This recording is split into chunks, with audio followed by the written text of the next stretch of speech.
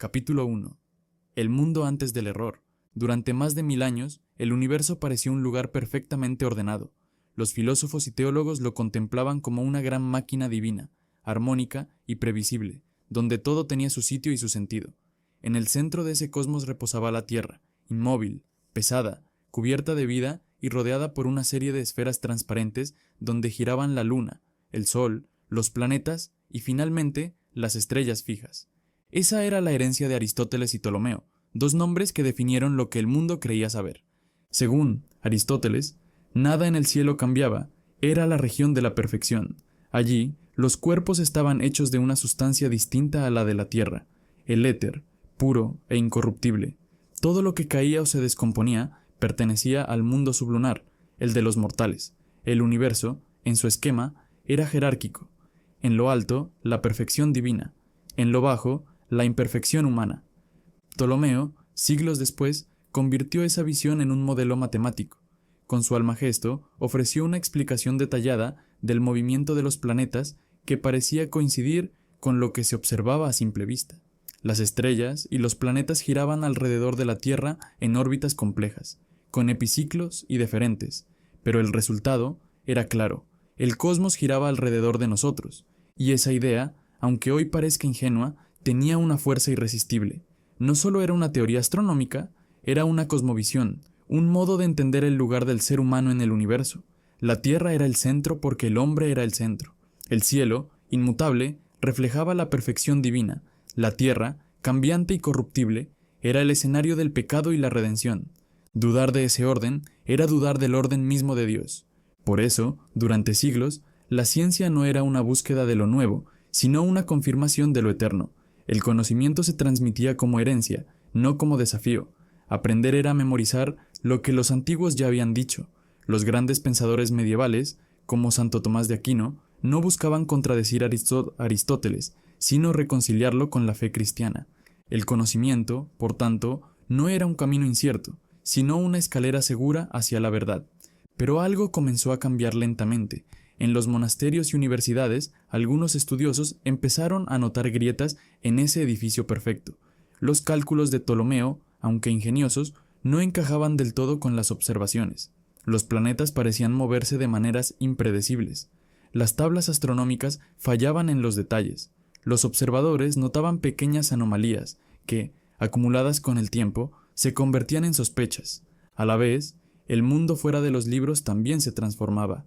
El descubrimiento de América, a fines del siglo XV, había derrumbado la idea de un mundo perfectamente conocido. Nuevos continentes, nuevos pueblos, nuevas estrellas visibles en el cielo del sur. La realidad se mostraba mucho más grande y compleja que cualquier mapa antiguo. Y en ese contexto de expansión, la duda comenzó a ser una virtud peligrosa. La imprenta, inventada en el siglo XV, aceleró el intercambio de ideas. Los textos antiguos podían circular, pero también podían cuestionarse. Aparecieron traductores, comentaristas, experimentadores. Algunos filósofos naturales, como se llamaba entonces a los científicos, empezaron a pensar que tal vez los errores en las tablas no eran simples descuidos, sino síntomas de un error más profundo en la visión del mundo. Sin embargo, el peso de la tradición era enorme. El sistema de Aristóteles no solo explicaba el universo, lo legitimaba. Desmontarlo no significaba solo proponer un nuevo modelo físico, sino romper con un sistema de poder que unía religión, filosofía y política. El saber, en aquel tiempo, no pertenecía a quien observaba, sino a quien interpretaba las escrituras y los textos antiguos. En ese sentido, el error no era bienvenido. Equivocarse era desviarse de la verdad revelada, y, sin embargo, el error ya estaba en marcha. En los cielos, Tycho Brahe, un astrónomo danés, observaba con una precisión sin precedentes el movimiento de los planetas y las estrellas. En sus registros detectó fenómenos que no deberían existir según Aristóteles: cometas que atravesaban las supuestas esferas celestes, nuevas estrellas que aparecían y desaparecían. El cielo, lejos de ser inmutable, mostraba signos de cambio. Si el cielo podía cambiar, entonces el fundamento entero del pensamiento antiguo se tambaleaba. El error, que lo cambiaría todo, aún no había sido pronunciado, pero el terreno estaba preparado. El mundo medieval, con su estructura jerárquica y su fe en lo eterno, estaba comenzando a fracturarse bajo el peso de la observación, y es que, a veces, los grandes cambios comienzan con una pequeña incongruencia, un número que no encaja, un punto que no coincide, una sombra que se mueve donde no debería haber movimiento. Pronto aparecería un hombre dispuesto a darle la vuelta al cielo y poner el sol donde antes estaba la tierra, pero antes de eso, el mundo tuvo que aprender algo más importante, que el conocimiento solo puede avanzar cuando nos atrevemos a pensar que podríamos estar equivocados. Capítulo 2. Copérnico y la herejía del Sol. Cuando Nicolás Copérnico nació en 1473, el mundo todavía giraba alrededor de la Tierra. Nadie lo dudaba. Las universidades enseñaban el sistema de Aristóteles y Ptolomeo como verdad incuestionable, y cualquier alternativa se consideraba absurda o peligrosa. Sin embargo, en la frontera entre el fin de la Edad Media y el amanecer del Renacimiento, comenzaba a gestarse una nueva inquietud: la sospecha de que las certezas antiguas ya no bastaban para explicar el cielo. Copérnico no era un rebelde, ni un provocador, era un canónigo, un hombre profundamente religioso y educado dentro del orden de su tiempo. Pero también era un observador meticuloso, amante de las matemáticas y la astronomía. En su juventud estudió en Cracovia, Bolonia y Padua, donde conoció los textos de los antiguos y las más recientes observaciones de los astrónomos árabes. Y cuanto más aprendía, más notaba que algo no encajaba en el modelo tolemaico. Los cálculos eran complicados, las predicciones imprecisas y las correcciones cada vez más forzadas. El cielo, ese símbolo de perfección, parecía necesitar demasiadas correcciones humanas para sostener su armonía. Copérnico comenzó a preguntarse si el error no estaba en los números, sino en el supuesto más básico, que la Tierra fuera el centro. Era una idea impensable. Toda la filosofía natural, toda la teología y el sentido común parecían contradecirla. Si la Tierra se moviera, ¿por qué no sentíamos ese movimiento? ¿Por qué las aves no quedaban atrás cuando volaban, o las piedras no caían con un ángulo desviado? Y sin embargo, algo en la lógica heliocéntrica lo seducía. Si el Sol estaba en el centro, el orden del cosmos se simplificaba. Los planetas parecían moverse de forma más regular, las retrogradaciones desaparecían, y el sistema, aunque todavía imperfecto, ganaba elegancia y coherencia. Durante décadas, Copérnico trabajó en silencio, no buscaba escándalo, buscaba claridad. Su libro, De Revolutionibus Orbium Coelestium, sobre las revoluciones de las esferas celestes, fue fruto de casi 30 años de reflexión. Lo escribió lentamente, revisando cálculos, cuidando palabras. En una época donde equivocarse podía costar la reputación, o algo peor, su prudencia no era cobardía, sino estrategia. En 1543, el mismo año de su muerte, el libro finalmente vio la luz, y lo que contenía era, en su esencia, una herejía matemática. El Sol, no la Tierra, ocupaba el centro del universo. Los planetas, incluida la Tierra, giraban a su alrededor. El cielo ya no era un teatro diseñado para el hombre, sino un vasto mecanismo, donde nuestro mundo no era solo uno entre muchos. La publicación del De Revolutionibus fue un acto silencioso, casi tímido, pero sus consecuencias fueron sísmicas. No todos comprendieron de inmediato su alcance. Muchos pensaron que era solo una hipótesis útil para mejorar los cálculos, pero otros percibieron algo más profundo. Si la Tierra no era el centro, entonces el hombre tampoco lo era. Era un golpe al orgullo metafísico de la humanidad, un desplazamiento simbólico que cambiaría para siempre nuestra relación con el cosmos. Lo fascinante es que el sistema copernicano no era más exacto que el de Ptolomeo. Seguía utilizando círculos perfectos para describir las órbitas y, por tanto, cometía errores. Los planetas no encajaban del todo, las predicciones seguían siendo imperfectas. Pero el error de Copérnico era distinto. Era un error fértil. Era el tipo de equivocación que abre puertas, no que las cierra. Porque al colocar al Sol en el centro, Copérnico había cambiado la pregunta. Ya no se trataba de ajustar los datos al dogma, sino de buscar un modelo que se ajustara mejor a la realidad. Su propuesta invitaba a observar de nuevo, a medir con más precisión, a verificar, con los ojos y no con la autoridad de los libros. Y esa invitación fue recogida por quienes vinieron después. Tycho Brahe perfeccionó las observaciones astronómicas con una precisión nunca vista. Johannes Kepler, trabajando con los datos de Brahe, descubrió que los planetas se movían en elipses, no en círculos, corrigiendo los errores del maestro polaco. Galileo Galilei, con su telescopio, observó las fases de Venus y las lunas de Júpiter, pruebas irrefutables de que la Tierra no era el único mundo con satélites. Cada uno de ellos, a su manera, tomó el error copernicano y lo transformó en una verdad más amplia, pero en su tiempo, Copérnico no fue celebrado como un héroe, sino recibido con cautela y sospecha. La Iglesia, aunque no lo condenó inmediatamente, percibió el peligro teológico de su teoría. Si la Tierra se movía, ¿cómo encajar con los pasajes bíblicos que hablaban del sol detenido o del firmamento fijo? Además, el pensamiento de Copérnico erosionaba la frontera entre lo humano y lo divino. Si el cielo no era un reino aparte, sino un espacio físico sometido a leyes, ¿dónde quedaba la morada de Dios? El error se había vuelto subversivo. Por primera vez, equivocarse era desafiar el orden. Y, sin embargo, de esa disidencia nacía algo nuevo, una forma distinta de verdad, basada no en la autoridad, sino en la observación, el cálculo y la duda.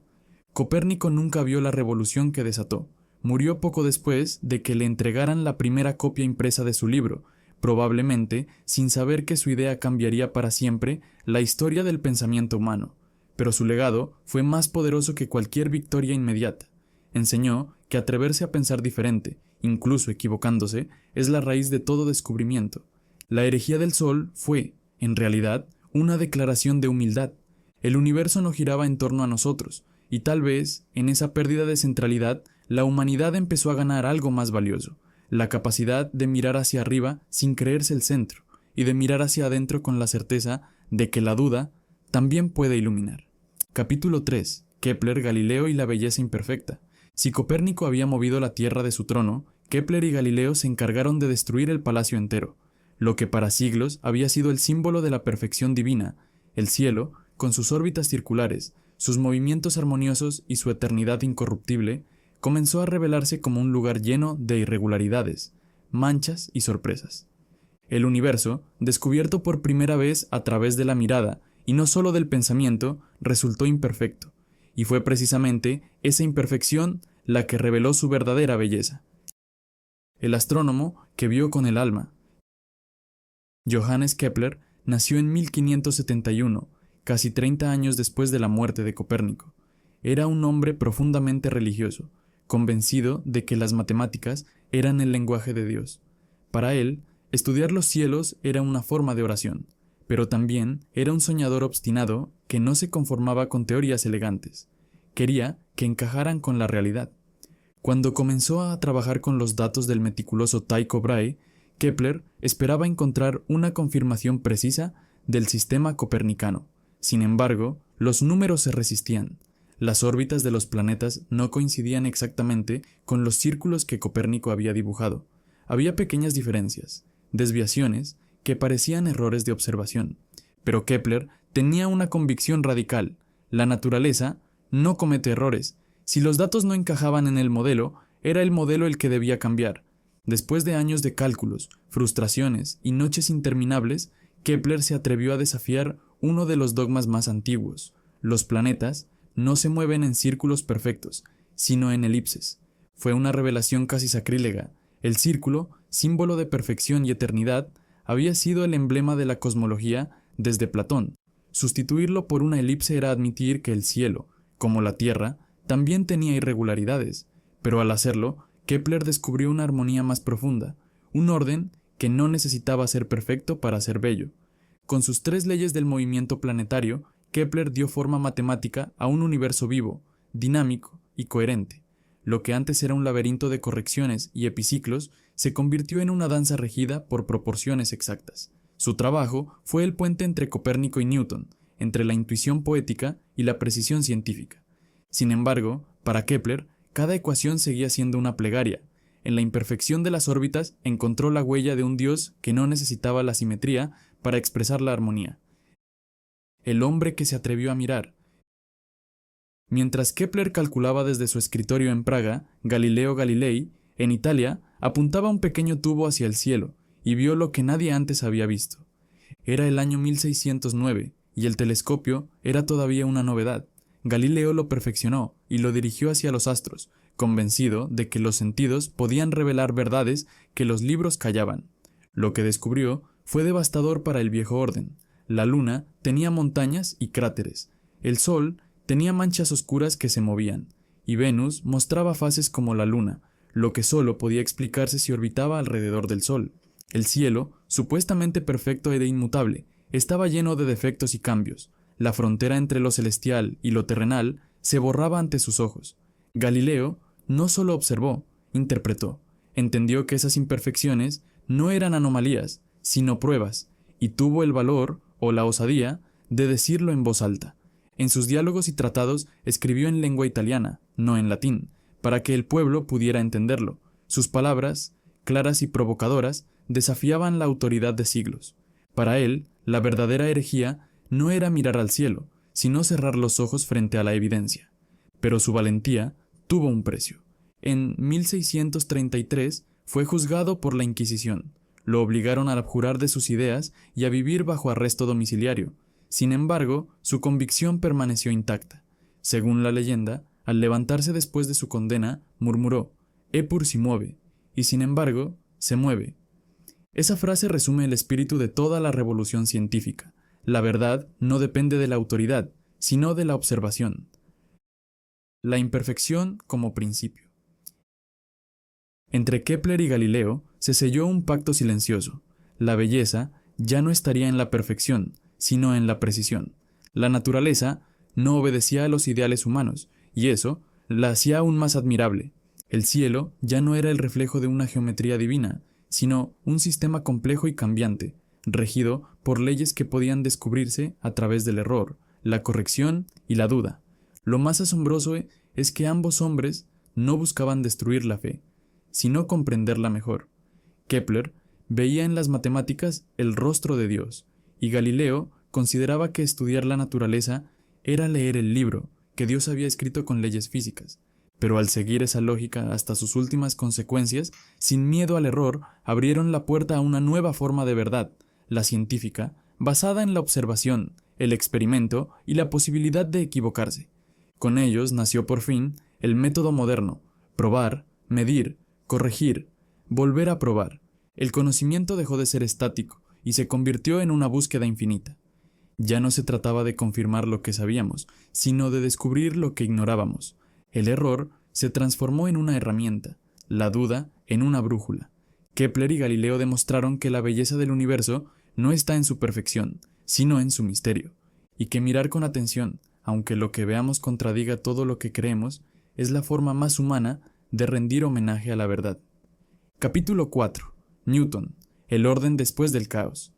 Cuando Isaac Newton nació, en 1642, el mundo seguía temblando por las ideas de Copérnico, Kepler y Galileo. El universo ya no giraba alrededor de la Tierra, pero tampoco existía una explicación completa que lo organizara. El cielo se había vuelto un lugar de movimiento, fuerza y misterio. La Tierra, un escenario de cambios. Era un universo en tránsito entre el orden y el caos, y hacía falta una mente capaz de unir ambos en una sola visión. Newton fue esa mente. Era un hombre de silencios profundos y obsesiones intensas. Estudió en Cambridge, aunque más que asistir a clases, prefería aislarse en su habitación, rodeado de cuadernos, experimentos y sueños de comprender el todo. Su curiosidad era ilimitada, exploraba la luz, las matemáticas, la alquimia, la teología, pero detrás de todos esos intereses había una misma pregunta: ¿qué ley oculta gobierna el movimiento de los cuerpos? El descubrimiento de una conexión invisible. A mediados del siglo XVII, el mundo científico ya aceptaba el modelo heliocéntrico. Sin embargo, faltaba algo, una explicación del por qué los planetas se movían de esa manera. Kepler había descrito las órbitas con precisión matemática, pero no había podido responder qué fuerza las mantenía en equilibrio. Newton encontró la respuesta en un gesto simple: mirar una manzana caer. La historia de la manzana puede ser leyenda, pero representa una intuición real. Newton comprendió que la fuerza que hacía caer la manzana y la que mantenía a la luna en órbita eran la misma.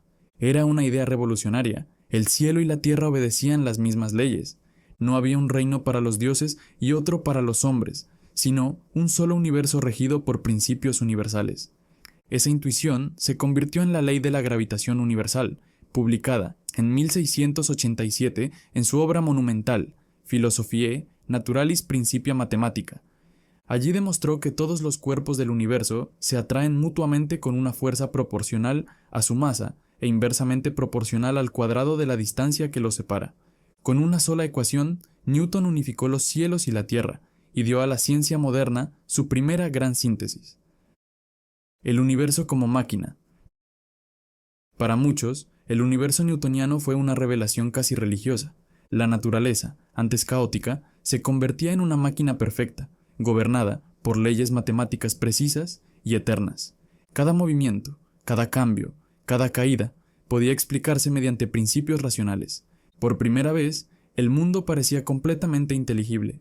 Newton no destruyó la espiritualidad de su tiempo, pero la trasladó a otro nivel. Para él, Dios era el relojero supremo, el arquitecto que había construido una máquina tan exacta que funcionaba sin intervención constante. El cosmos era el reflejo de una inteligencia divina, pero ya no necesitaba milagros para sostenerse, bastaba con sus leyes. Este nuevo orden trajo una sensación de poder intelectual sin precedentes. El ser humano, mediante la razón, podía descifrar los mecanismos del universo. La ciencia ya no era un acto de contemplación, sino de dominio. Con el método newtoniano se abría la era de la física clásica, la ingeniería, la astronomía moderna y, en el fondo, la idea de progreso. El precio del orden. Pero todo orden tiene su sombra. El universo de Newton, tan exacto y predecible, parecía no dejar espacio para el azar, el misterio ni la libertad. Si todo podía calcularse, ¿dónde quedaba el alma, la voluntad, la incertidumbre? Durante los 2 siglos siguientes, muchos pensadores imaginaron un cosmos mecánico, donde cada evento era consecuencia inevitable del anterior, como las piezas de un reloj que no puede detenerse. El ser humano se convirtió, en cierta forma, en un espectador dentro de una máquina inmensa. Sin embargo, Newton mismo no era tan mecanicista como sus seguidores lo pintaron. Era un hombre profundamente religioso y místico. Pasó años estudiando alquimia y escribiendo sobre profecías bíblicas. Para él, las leyes físicas no negaban a Dios, sino que revelaban su obra. El error, pensaba, no era buscar explicaciones naturales, sino creer que esas explicaciones lo decían todo. Y esa humildad lo salvó del dogma inverso, el de la certeza absoluta, el legado del error. Paradójicamente, el sistema de Newton, tan sólido, tan preciso, también contenía su propio error. Su física funcionaba perfectamente en escalas humanas y astronómicas, pero no podía explicar ciertos fenómenos extremos: el movimiento del mercurio, la naturaleza de la luz, la velocidad de los cuerpos cercanos a la luz. 2 siglos más tarde, Einstein demostraría que el espacio y el tiempo no eran absolutos, sino relativos, que la gravedad no era una fuerza, sino una curvatura del espacio-tiempo. Y así, el universo volvió a temblar. El error de Newton no fue un fracaso, sino un punto de partida. Como Copérnico y Kepler, dejó abierta la puerta a lo que vendría. Sus leyes seguían siendo verdaderas dentro de su marco, pero no eran eternas. Y en esa imperfección, en esa posibilidad de ser corregidas, estaba el secreto de la ciencia moderna. Toda verdad es provisional. El orden después del caos. Newton le dio al mundo algo más que ecuaciones. Le dio una nueva confianza en la razón humana. Mostró que el universo no es un capricho de dioses, sino un sistema que puede entenderse. Pero también enseñó, sin proponérselo, que cada orden contiene la semilla de su propio límite. La ciencia no avanza a pesar del error, sino gracias a él, porque cada vez que creemos haberlo explicado todo, el cosmos nos recuerda, como una manzana que cae o una estrella que se desvía, que aún queda algo por descubrir. En manos de Newton, el caos del universo se volvió armonía, y en manos de quienes vinieron después, esa armonía volvería a romperse para dar paso a un orden más profundo. Así, es el pulso eterno del conocimiento, del caos al orden, del orden al error, y del error al descubrimiento. Capítulo 5. El error infinito, ciencia, duda y futuro. Cuando Newton murió en 1727, el mundo creyó, por un instante, que todo estaba resuelto. El universo se había vuelto comprensible, sus leyes escritas en el lenguaje de las matemáticas, las órbitas de los planetas, la caída de los cuerpos, el movimiento de las mareas. Todo obedecía a un orden tan preciso que parecía eterno. La humanidad había encontrado por fin una verdad que no podía ser corregida, o al menos eso creía. Pero la historia de la ciencia es una espiral, no una línea recta. Cada teoría que parece definitiva se convierte con el tiempo en el suelo sobre el que nacerá la próxima duda. Así como Copérnico corrigió a Ptolomeo, Kepler a Copérnico y Newton a Kepler, el siglo XX trajo consigo una nueva revolución, la del límite, la del reconocimiento de que incluso el conocimiento más exacto es solo una aproximación. Einstein y la ruptura del reloj. En 1905, un joven empleado de la oficina de patentes de Berna, Albert Einstein, publicó una serie de artículos que transformaron la física para siempre. Con una audacia que recordaba a la de Copérnico, propuso que el tiempo y el espacio no eran absolutos, sino relativos al observador. El universo ya no era un reloj perfectamente sincronizado, sino un tejido flexible que se curvaba bajo la influencia de la materia y la energía. Einstein no destruyó a Newton, sino que lo reencuadró. Las leyes de Newton seguían siendo válidas en el mundo cotidiano, pero no en las velocidades cercanas a la luz ni en las escalas cósmicas. Una vez más, el error se convirtió en el impulso del cambio. La física clásica no era falsa, pero era incompleta. Y esa incompletitud, esa grieta, se transformó en la puerta hacia un universo mucho más vasto y extraño de lo que nadie había imaginado. En el nuevo cosmos einsteiniano, la gravedad no era una fuerza invisible que atraía los cuerpos, sino una curvatura del espacio-tiempo. Los relojes se dilataban, las distancias se deformaban, la realidad misma se volvía relativa.